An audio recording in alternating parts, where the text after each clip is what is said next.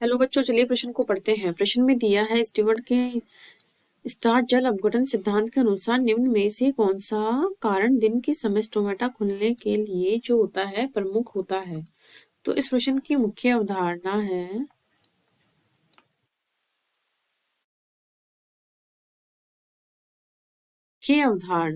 रंध्र, जिसको इंग्लिश में स्टोमेटा बोलते हैं। तो रंध्र क्या होता है? पत्ती की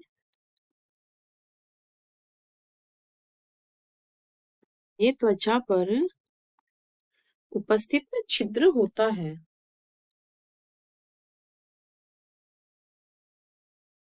उपस्थित छिद्र। तो जो छिद्र होता है दो वक्राकार या कोशिकाओं से घिरा रहता है, और ये वक्राकार कोशिकाएं सहायक कोशिकाओं से घिरी रहती है।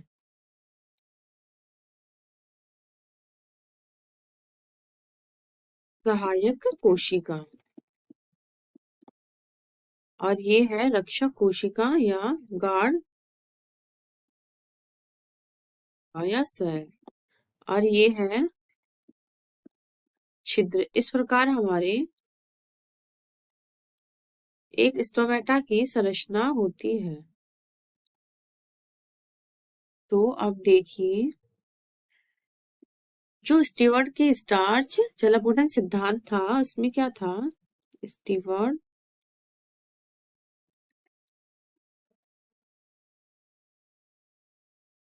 नामक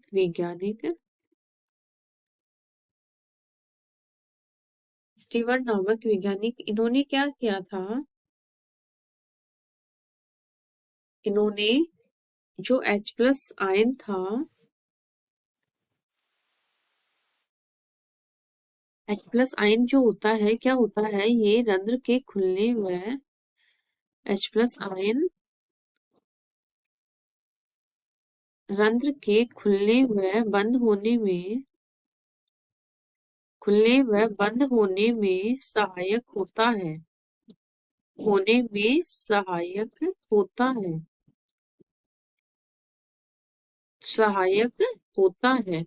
और क्या करते हैं, जब H+ आयन जो होता है, इन्होंने क्या बताया था स्टीवर्ट ने, जो ग्लूकोज होता है ये स्टार्च में परिवर्तित होता है, तो क्या होता है? रंध्र को खुलने को प्रेरित करता है। अगर जब रंध्र बंद होते हैं तो एटीपी की आवश्यकता होती है, जो कि हमें श्वसन से प्राप्त होती है। ये स्टीवर्ट नामक वैज्ञानिक ने बताया था। इन्होंने क्या बताया था? इन्होंने जब H+ की सांद्रता, जब हमारे रंध्र के अंदर जब जो द्वार कोशिका होती है उसमें H+ की सांद्रता अगर उच्च हो जाती है, तो क्या होता है? जो पीएच होता है वो घट जाता है। तो पीएच घटने से क्या होता है? ये स्टार्च में परिवर्तित हो जाता है। फिर जो स्टार्च के कण क्या होता है? जल में अघुलनशील होता है।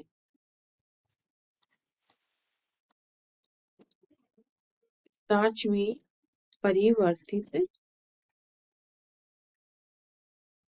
में परिवर्तित होता है, और क्या होता है? स्टार्च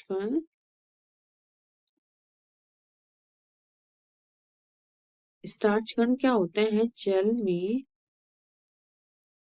अघुलनशील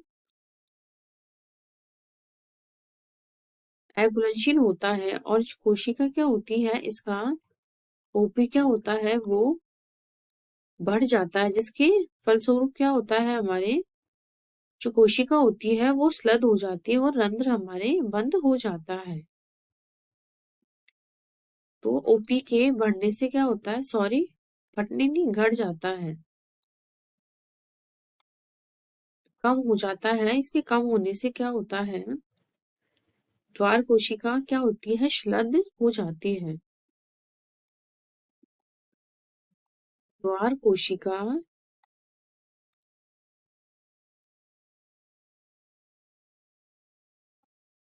श्लद हो जाती है। द्वार कोशिका श्लद होने से क्या होते हैं? रंध्र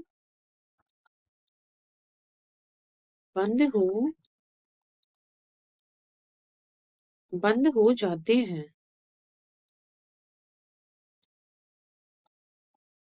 इस प्रकार क्या है, ये चुप क्या करता है, रक्षक कोशिकाओं में K प्लस के आयन क्या अंतः प्रवेश होता है, तो इसके कारण ये खुलने को प्रेरित करता है। स्टार्च में परिवर्तन होता है तो रंध्र बंद हो जाते हैं, तो हमारे विकल्प गलत हो जाएगा, डी विकल्प भी गलत हो जाएगा। ए बी जो होता है एब्सिसिक हमने जिसको बोलते हैं, ये क्या करता है, इसके प्रभाव के अंतर्गत रक्त रक्षक जो कोशिका होती है K प्लस आयंस का बहिर्प्रभाव, तो ये भी गलत है, हमारा ए विकल्प सही हो जाएगा। आशा करती हूँ आपको इस प्रश्न का हल समझ में आया होगा। धन्यवाद।